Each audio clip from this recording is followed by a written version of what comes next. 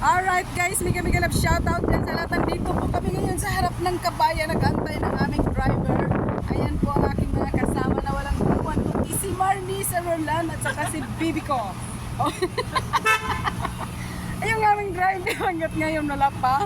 Alright, shoutout dyan sa lahat. Mayroon mga katabi namin dito na mga pogi naman sana, nakasimangot lang. Oo, iikot natin ang ating camera para naman may mahuhuli tayo dito.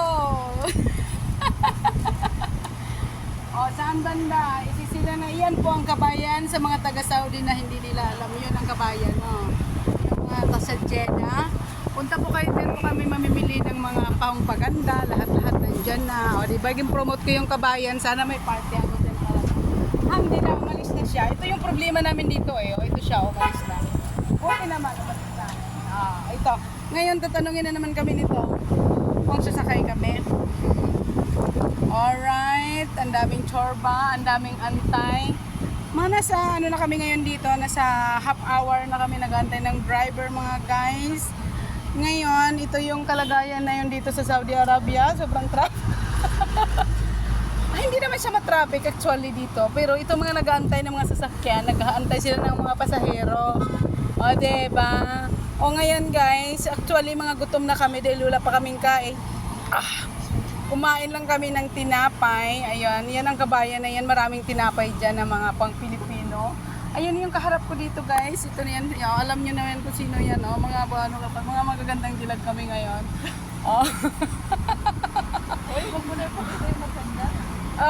Kung gusto nyo guys sila makikita, dahil gusto nyo yan. Iikot ko yung camera. Ayan, yan. Kita yun sa taas yung dalawang lalaki doon sa tuktok ng building. Siguro yung mga taga-Saudi lang ang nakakilala dyan. Ayan, yun. Hanggat ngayon guys, hindi pa namin nakarating yung aming driver. Hindi ko alam kung saan pumunta. Ayan, sana naman pagdating namin ngayon doon, alam na this. Hanap na naman kami ng pera dahil yung pera namin hinatid na naman namin dito ngayon sa balad. Oo. Kaya pasensya na po kung di kami masyado ngayong makasupporter. Kaya kailangan namin ng pera, diba? Sobrang kailangan namin ng pera, lalo na si Marnie Sarlan. Ayan, may mga poging parating. Sana mahuli sila ng aking camera. Ayan, tingnan natin kung mahuhuli sila. I-review ko yan mamaya guys dahil hindi ko alam kung sino yung mga nahuhuli ng aking camera dyan.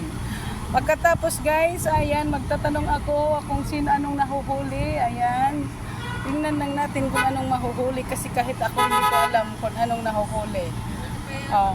Tapos pag may magtugot-tugot, baka naman kinakabahan kami, baka naman pulis lang ang tsutsik. Ayun na siya. Ay, wala pa pala. Ilang sasakyan na pala guys yung napagkamalan ko na sasakyan namin. Oo, diba? Ilang sasakyan na. Ayan na, may nagatagot-shoot na. Ayan na guys yung aming driver. Yan na ba totoo? Napakakamala mo.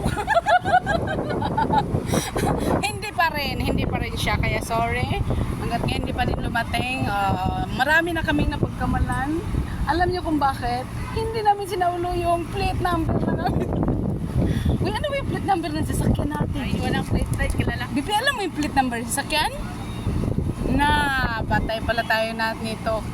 Kailangan pala natin ito i-100 Gcash. Ay, sorry.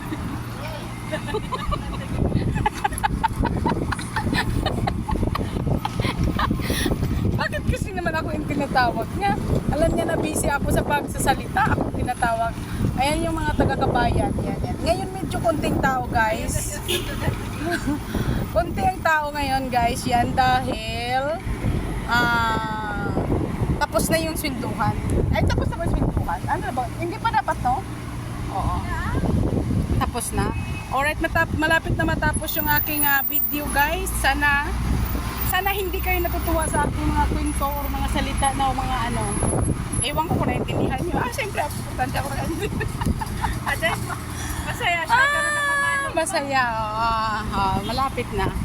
Alright guys, thank you so much. Thank you for watching. Ayan, don't forget subscribe. Ayan, Arlene Tebudwan and Marnie Zarolan. Alright.